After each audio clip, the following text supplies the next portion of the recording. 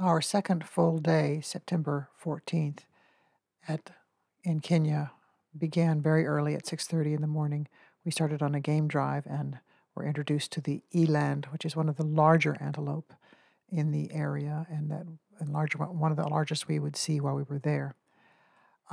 We also saw a rare black rhino, and you will note that there's a difference between the black rhino and the white rhino, and it's not having to do with color. We'll talk about that a little later when we see a white rhino. We saw lots and lots of Cape buffalo, so many that they are talking about removing them to another conservancy because it's becoming overpopulated. We saw herds and herds of the things, and they all look very grumpy. There you go. We saw a baboon that morning. He's a pretty big one, but we saw lots and lots of baboons later in the trip. But this one was a loner and wandering around by himself in the grass. Note that this is all very dry, tall grass. Each conservancy that we visited had a very, very different ecology. These are ostriches, and it's the only sighting we had of ostriches. And you will note that they are quite far away, so we didn't get a good picture. We saw lots and lots of impala. They can be identified because of the M that each has branded on their butt. And that's how I figured out which were the impalas and the gazelles and this and that. So that's what I remembered about it. Sometime in the middle of each morning, we would have a breakfast served by our guide around 9:30 or 10 o'clock in the morning. And it was always lovely and in a lovely spot. It was quite nice. This spot included overlooking a lake that had some hippos.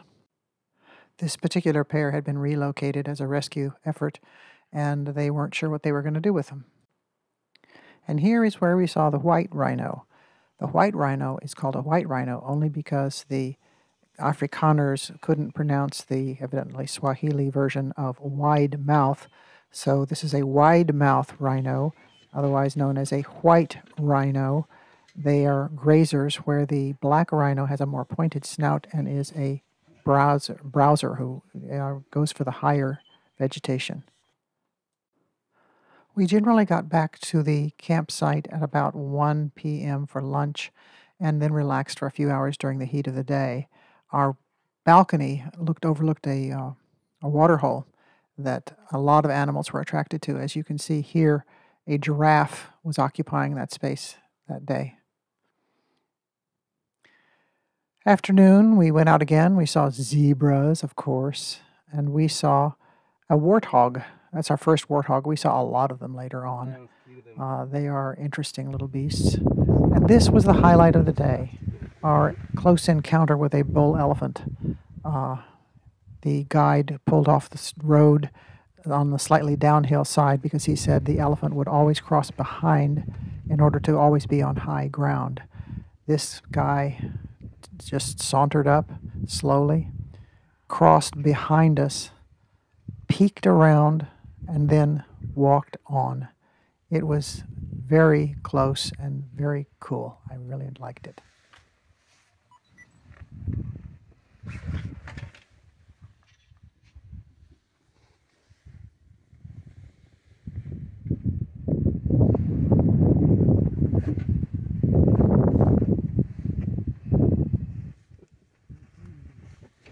Cool. That was a great video.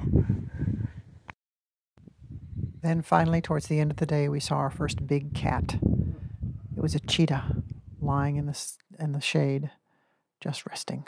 And then we had a lovely, lovely sunset and got back to the Liwa house and had a wonderful dinner with some really interesting people. And that was the end of our first full day in Kenya.